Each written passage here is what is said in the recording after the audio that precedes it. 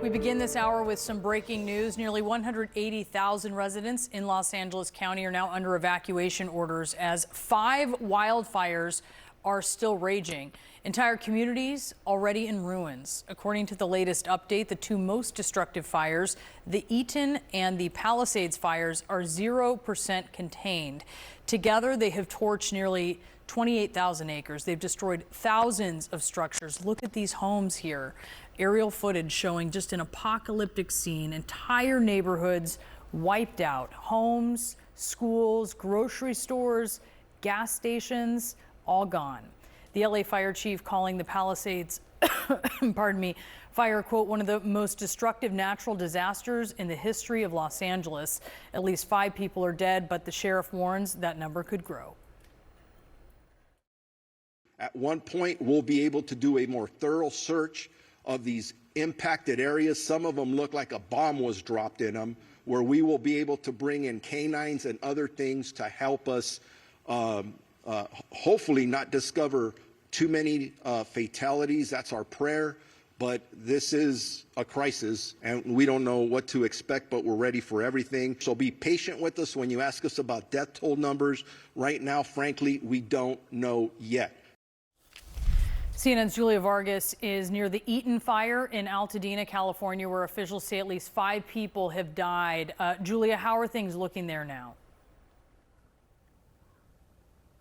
Brianna, that bomb analogy, it's quite right. Look, this is the kind of scene that we're seeing everywhere in Altadena. Just a whole block of destroyed homes, just leveled.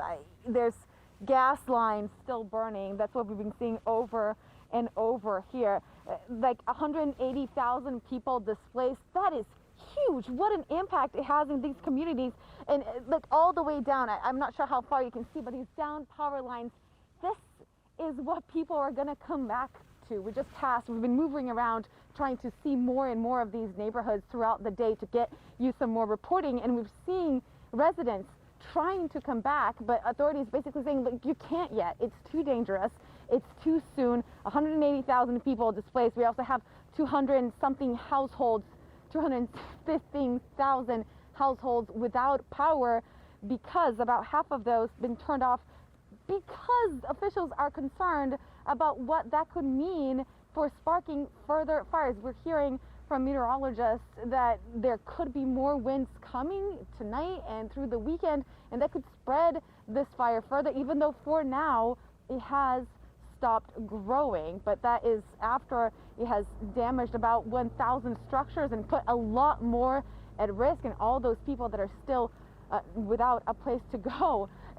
Yes, we can think about all of the logistical challenges that are coming in the coming days, Brianna. People are going to want to come home. They're going to want to come back to the Los Angeles area, and the infrastructure is going to be overwhelmed because it is already. We are hearing from city officials that the power, water, we talked earlier about the water issues that the city is having. That's just because there's so much demand.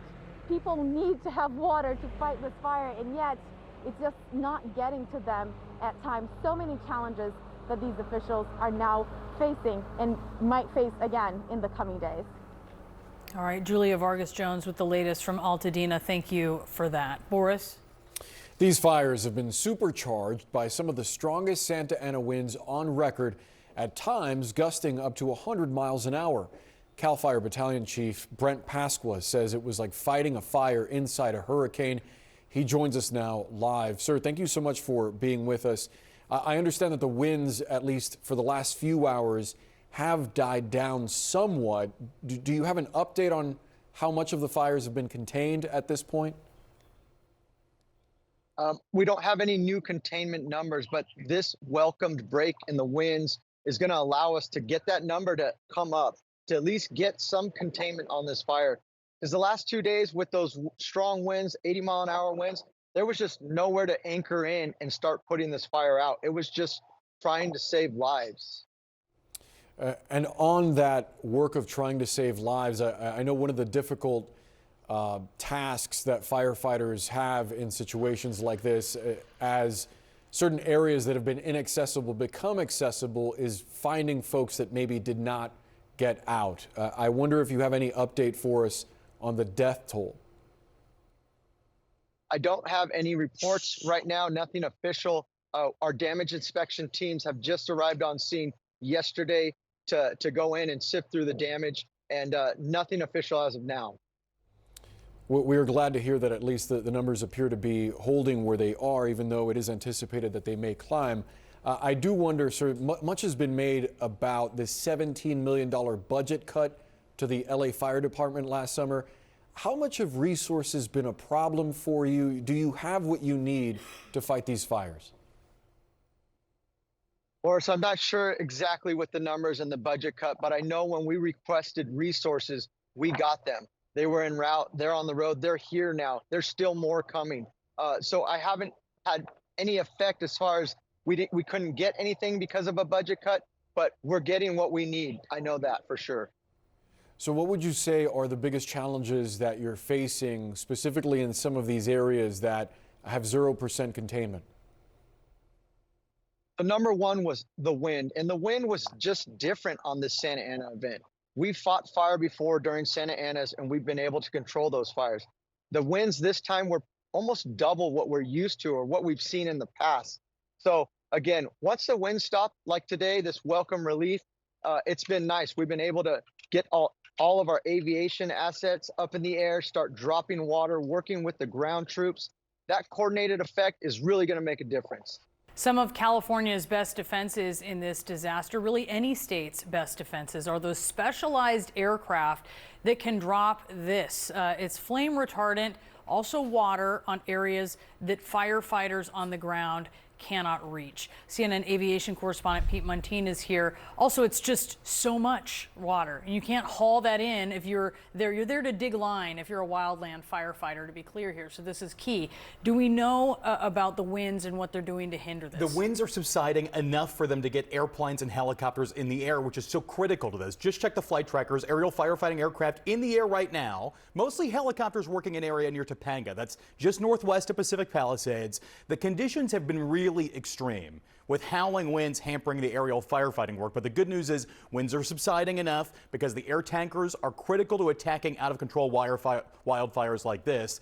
The red retardant they drop is a slurry mostly made of phosphorus, and crews drop it around the edge of a fire to beat it back, giving firefighters on the ground a chance of putting it out. At the center of all this is the California Department of Forestry and Fire Protection, known as CAL FIRE. It is 31 helicopters and 6 tankers on the case right now. And I want you to listen to Captain Steve Kelly, who Tuesday and Wednesday made 8 drops from a C-130 totaling 32,000 gallons of fire retardant. Very turbulent, very windy. We were looking at probably 30 to 50 mile an hour winds down in those drainages that we had to contend with while also doing our job, which is difficult in itself. Really hard to fly an airplane that big down so low to the ground. He flies the C-130, growing part of the CAL FIRE fleet, but the backbone's really the S-2T. Just last night, some of the DC-10 retired airliner tankers arrived in Southern California. One drop of those, from those, is equivalent to a dozen drops from an S-2. So 9,400 gallons of retardant dropped in a path 300 feet wide over the course of a mile. The rub there is it takes some time to refill those planes. Aerial firefighting crews from Quebec and British Columbia and Canada have been on the front lines. This is some of the new video, and some have asked, why, with water shortages in LA, don't firefighters use water from the Pacific Ocean? And these crews actually are. They've been landing their CL-415 seaplanes on the ocean, scooping up water, making a drop, and then doing it all over again. These Canadian pilots are very experienced because you bet they have big wildfires in Canada. That's right. Into the Midwest and the northern states, we had so much smoke from those wildfires. It's a good reminder of their experience. Pete, thank you so much.